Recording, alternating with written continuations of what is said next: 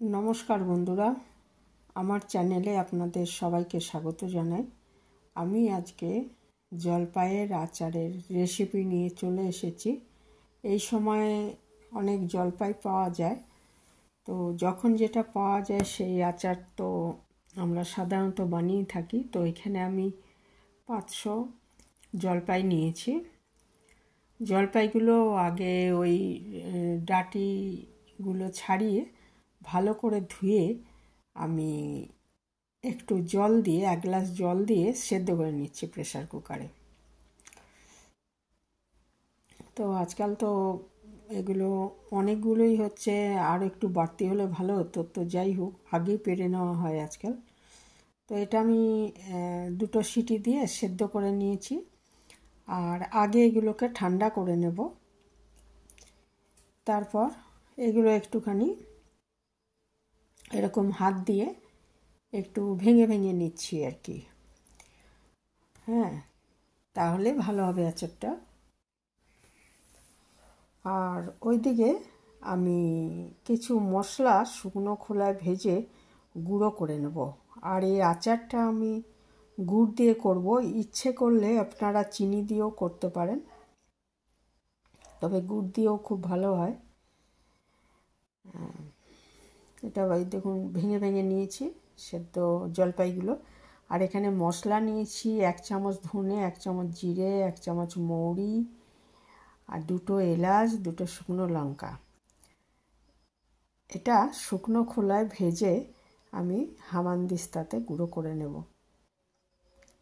বা গ্রাইন্ডারে গুঁড়ো করে নিতে পারেন, শিলে বেটে নিতে পারেন, যেটা ইচ্ছা আর কি। তো এটা আমি শুকনো খোলায় আগে ভালো করে ভেজে নিচ্ছি।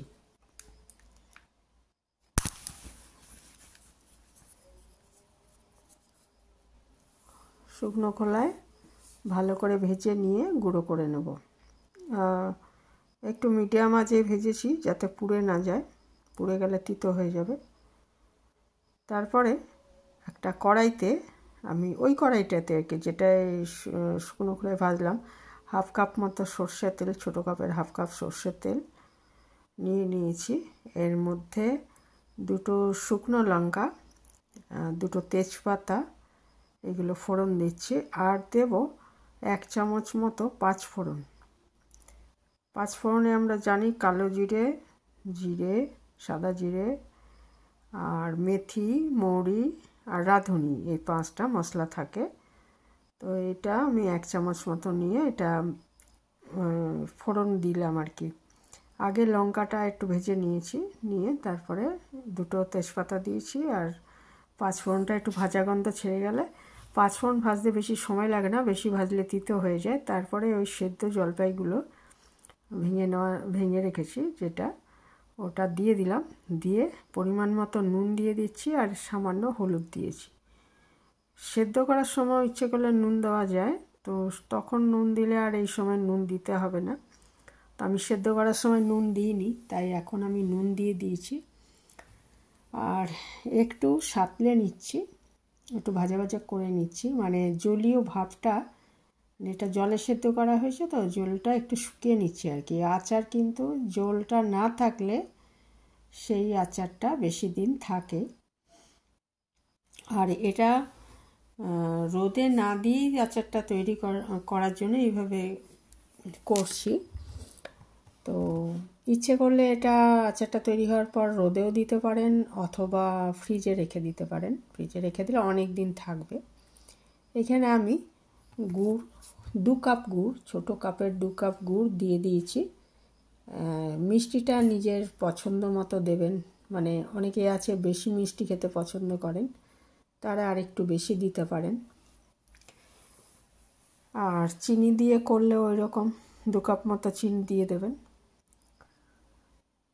আমি গুড় দিয়েই করেছি।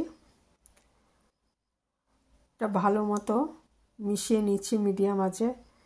আর গুড় থেকেও চিনি দিলেও তাই হবে, জল ছেড়ে যাবে, সেটা আবার আরেকটু জাল দিয়ে নিতে হবে, তাহলে গুড়ের গন্ধটাও চলে যাবে আর আচারটা তৈরি হয়ে যাবে।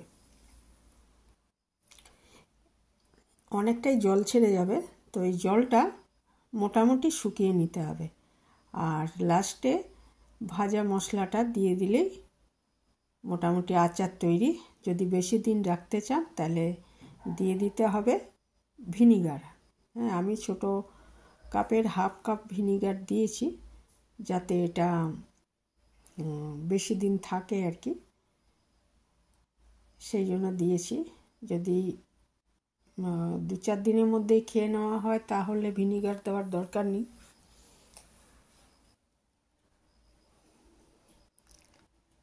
এটা আমি ভালো মতো শুকিয়ে নিচ্ছি জলটা। দেখুন অনেক জল ছেড়ে গেছে, এটা ভালো মতো শুকিয়ে নিচ্ছি।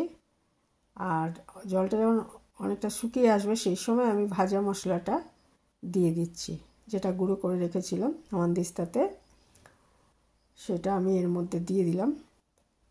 দিয়ে ভালো মতো মিশিয়ে দিচ্ছি।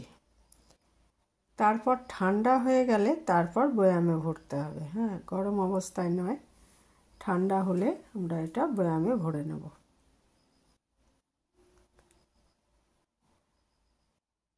খুব ভালো করে মিশিয়ে দিচ্ছি। জলটা অনেকটাই শুকিয়ে এসছে, সামান্য জলভাব থাকতে থাকতে নামিয়ে দেওয়া যায়, বাকিটা তো শুকিয়েই যাবে ঠান্ডা হলে। তো খুবই ভালো হয় এভাবে আচার করলে, জলপাইয়ের আচার করলে। বানানো খুবই সহজ আর খেতেও খুব সুস্বাদু হয়। আমি বয়ামে ভরে নিয়েছি ঠান্ডা হওয়ার পর। এই ছিল আমার আজকের রেসিপি। কারা কারা এইভাবে বানান কমেন্টে জানাতে পারেন। এখানেই শেষ করলাম। ভালো থাকবেন সবাই। নতুন যারা এসছেন সাবস্ক্রাইব করবেন আমার চ্যানেলটাকে, অনুরোধ।